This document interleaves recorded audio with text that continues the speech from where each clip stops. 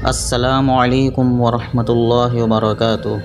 دوستو، آج میں پھر آپ کے سامنے ایک ہی بھیانک اسٹوری لے کر کے آیا ہوں، جو کہانی ہے لیکن حقیقت پر مبنی ہے۔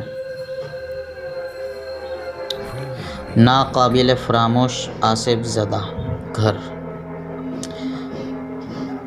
یہ کہانی محمد انور بن اختر نے لکھی ہوئی ہے اور میں آپ کو یہ سنا رہا ہوں۔ ایکچولی یہ کہانی بھی نہیں ہے، یہ قصہ ہے، حقیقت کا قصہ ہے جو انہوں نے ان کے کسی دوست سے سنا ہوا تھا یا انہوں نے دیکھا تھا۔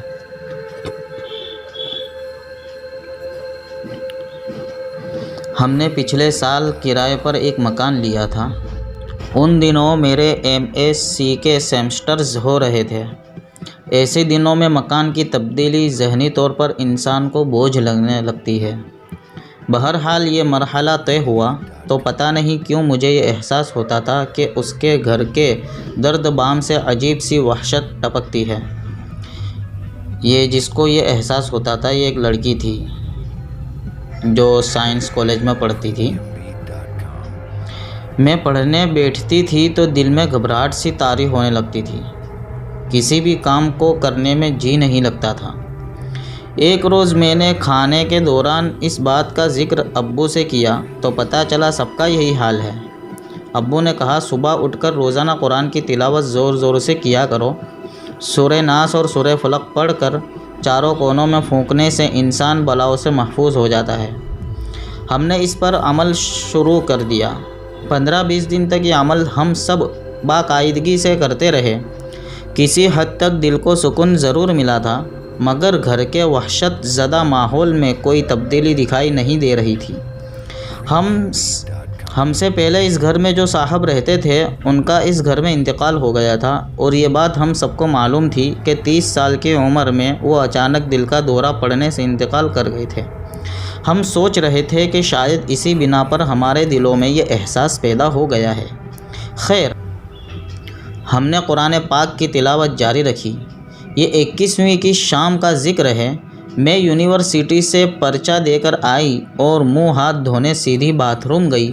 وہاں میری نظر فلش کے نیچے پڑے خون پر پڑی، جو ایک ڈھیری کی صورت میں پڑا تھا۔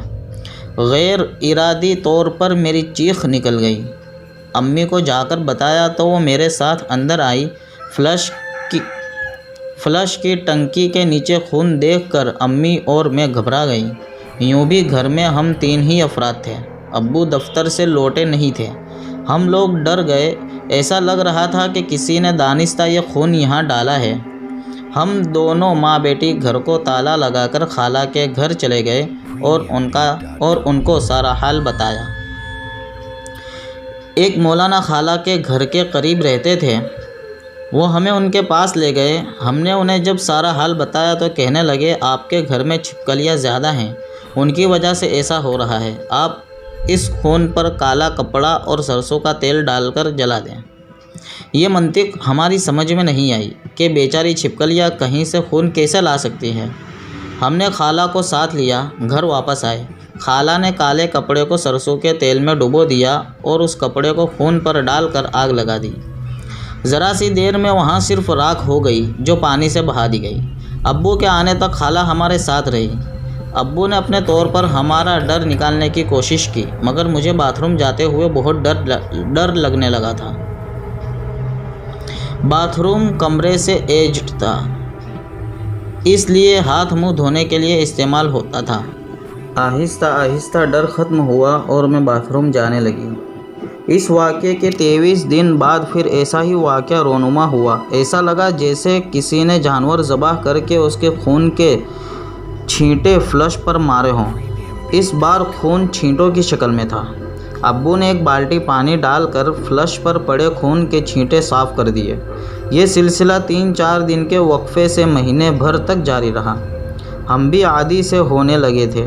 ایک روز دوپہر کو میں ہاتھ دھونے گئی تو دیوار پر نظر پڑی۔ فلش کے پیچھے والی دیوار پر خون کا ایک بلبلا سا پھوٹ رہا تھا اور خونی لکیر کی طرح لکیر بناتا ہوا فرش پر رینگنے لگا تھا۔ مجھے فلیش پر دائیں جانب خون کی پچکاری سی نظر آئی جو چند لمحے پہلے نہیں تھی۔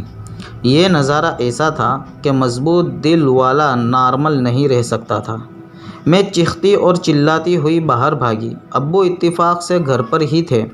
انہوں نے خود جا کر یہ نظارہ دیکھا۔ کلمہ پڑھ کر انہوں نے پانی کی کئی بالٹیاں اس خون پر ڈالی اور پھر ہمیں وہاں جانے سے منع کر دیا۔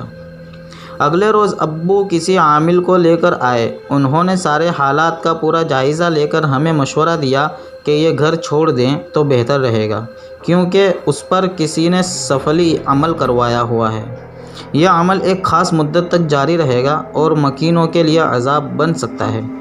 ابو نے ادھر ادھر سے معلومات لی تو پتہ چلا کہ ہم سے پہلے جو صاحب اس مکان میں رہتے تھے، ان کے اپنے دفتری ساتھی سے مخاصمت چل رہی تھی۔ ان کے دشمن نے ان پر کالا عمل کروایا تھا۔ وہ جب باتھ روم جاتے تھے تو وہاں کلیچی اور چھڑی پڑی ملتی تھی۔ ہفتے بھر میں ان کا انتقال ہو گیا۔ اس واقعے کی وجہ سے محلے میں کوئی اس مکان کا رخ نہیں کرتا تھا۔ ہم لوگ آئے تو سب ڈر رہے تھے۔ خدا کو معلوم کہ ہم پر کیا بیتے گی۔ اللہ نے کرم کیا اور ہم کسی نقصان سے محفوظ رہے۔ یہ کلام الہی کی برکت تھی جس نے ہمیں محفوظ رکھا تھا۔ ہم نے فوراً وہ گھر چھوڑ دیا۔ میں نے اس سے پہلے ایسے واقعات صرف یہ لڑکی کا کہنا ہے میں نے اس سے پہلے ایسے واقعات صرف سنے یا پڑھے تھے، مگر سائنس کی طالبہ ہونے کے ناطے ان پر یقین کبھی نہیں کیا تھا، مگر آنکھوں سے دیکھنے کے بعد جھٹلانے کی گنجائش بھی نہیں رہی تھی۔ مجھے بعد میں افسوس بھی ہوتا رہا کہ معمولی مفادات کی خاطر جان لینے کے در پہ کیوں ہو جاتے ہیں اور ایسے علوم کی حوصلہ افزائی کیوں کرتے ہیں جو شیطانی عمل ہے اور بنی نوع انسان کے لیے شدید خطرات کا باعث ہے۔ اللہ ہم سب کو ایسے کالے جادوؤں سے اور حسد خورے سے اور ہر بری چیزوں سے اللہ ہم سب کی حفاظت فرمائے، آمین۔ دوستو، اگر ویڈیو اچھی لگی ہو تو لائک کر دیجئے اور سبسکرائب کر دیجئے اس چینل کو اور اپنے فرینڈس میں شیئر کیجئے۔ السلام علیکم ورحمۃ اللہ وبرکاتہ۔